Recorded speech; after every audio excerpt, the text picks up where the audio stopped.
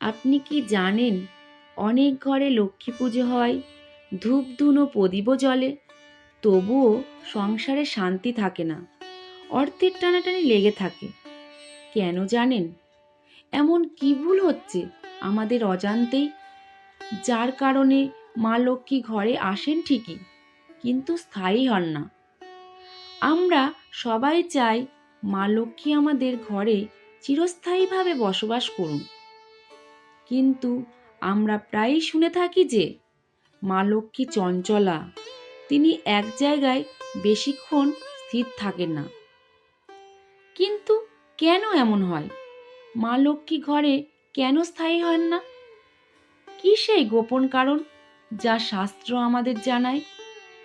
আজ আমরা সেই সকল ভুল বা কর্মের কথা জানব, যার কারণে দেবী লক্ষ্মী ঘর থেকে মুখ ফিরিয়ে নেন এবং সেই ঘরে দারিদ্রতা বা অলক্ষ্মী প্রবেশ করে। মা লক্ষ্মী ঘরে স্থায়ী না থাকার 7টি ভুলের কারণ হলো, শাস্ত্র বলছে মা লক্ষ্মী কেবল অর্থের দেবী নন, তিনি পবিত্রতা, শৃঙ্খলা ও মঙ্গলের প্রতীক। যেখানে এই গুণের অভাব হয় সেখানেই তিনি থাকতে চান না। 1. মা লক্ষ্মী পরিচ্ছন্নতা ভালোবাসেন। যে ঘরে নোংরা, অপরিষ্কার বা মাকড়সার জাল লেগে থাকে, যেখানে এঁটো বাসন দীর্ঘক্ষণ ফেলে রাখা হয়, অথবা যেখানে সকাল সন্ধ্যা ঘর মোছা হয়, সেই ঘরে মা লক্ষ্মী কখনো প্রবেশ করে না। বাস্তু এবং শাস্ত্র অনুযায়ী অপরিষ্কার ঘরে কেবল অলক্ষ্মী বাস করে। তাই লক্ষ্মীকে আহ্বান করতে হলে ঘরকে মন্দির করে তুলতে হবে। 2. মহিলাদের প্রতি অসম্মান।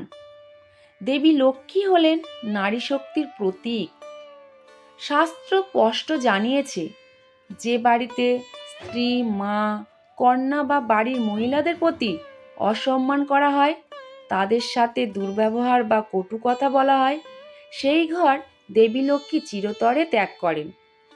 যেখানে নারী সম্মানিত, সেখানেই লক্ষ্মী স্থায়ী হন। 3. যে বাড়িতে সামান্য কারণে স্বামী স্ত্রীর মধ্যে বা পরিবারের সদস্যদের মধ্যে সারাক্ষণ ঝগড়া, চিৎকার এবং অশান্তি লেগে থাকে, সেই বাড়িতে নেতিবাচক শক্তি বৃদ্ধি পায়।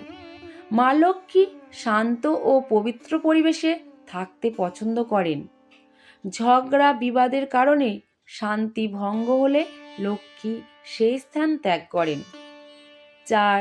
শাস্ত্রমতে যে ব্যক্তি সূর্যোদয়ের সময় বা সন্ধ্যার পরে দীর্ঘ সময় ঘুমিয়ে থাকে, সেই ব্যক্তির জীবনে আলস্য বা অলসতা বাড়ে।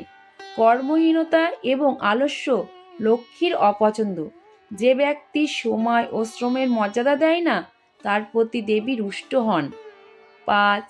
যে পরিবারে ব্রাহ্মণ, বয়স্ক বা পণ্ডিত ব্যক্তিদের অপমান করা হয়, অথবা ধর্মগ্রন্থ ও উপাসনার স্থানকে অসম্মান করা হয়, সেই গৃহে লক্ষ্মী বাস করেন না। শাস্ত্রমতে তাদের প্রতি শ্রদ্ধাবোধ বজায় রাখা আবশ্যক। 6. যারা অন্যের অর্থ বা ঋণ শোধ করতে চায় না, অথবা যারা মিথ্যার আশ্রয় নিয়ে অন্যের ধন আত্মসাৎ করে, তাদের প্রতি দেবী লক্ষ্মী অত্যন্ত রুষ্ট হন। দেবী চান মানুষ যেন সৎ পথে থেকে অর্থ উপার্জন করে এবং তার সঠিক ব্যবহার করে। 7. যে ঘরে সকাল সন্ধ্যা ঈশ্বরের আরাধনা হয় না, প্রদীপ জ্বালানো হয় না, অথবা যেখানে মা লক্ষ্মীর প্রিয় শঙ্খধ্বনি শোনা যায় না, সেখানে দেবী স্থায়ীভাবে থাকেন না। হিন্দু ধর্মে তুলসী মঞ্চ ও প্রতিদিনের পূজা আর্চা দেবীর কৃপা ধরে রাখার জন্য অত্যন্ত গুরুত্বপূর্ণ। সুতরাং মা লক্ষ্মী কেন স্থায়ী হন না, এই প্রশ্নের উত্তর আমাদের নিজেদেরই জীবনযাত্রার মধ্যেই লুকিয়ে আছে। মা লক্ষ্মী কেবল ধন সম্পদ নয়, তিনি আসলে জীবন ধারণের একটি ইতিবাচক ও পবিত্র পদ্ধতি।